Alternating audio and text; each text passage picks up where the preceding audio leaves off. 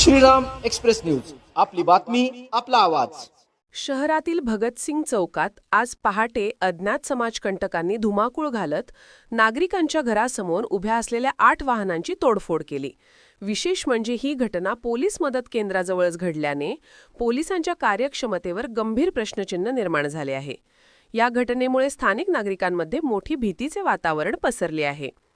17 September रोजी झालेल्या टोळी युद्धातील आरोपीच्या घराच्या परिसरात ही तोडफोड झाल्याने या घटनेचा संबंध त्या वादाशी जोडला जात आहे। पहाटे 8 ते 10 अज्ञात व्यक्तींनी धारदार शस्त्रांच्या जोरावर ही तोडफोड केली। या 3 चाकी तसंच 4 चाकी वाहनांचे मोठे नुकसान झाले आहे।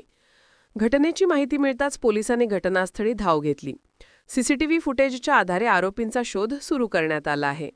मात्र शहराच्या मध्यवर्ती ठिकाणी अशी घटना घडल्याने नागरिकांच्या सुरक्षेवर गंभीर प्रश्नचिन्ह उभे राहिले आहे। नागरिकांकडून पोलीस प्रशासनाने तात्काळ कठोर कारवाई करावी अशी मागणी होत आहे।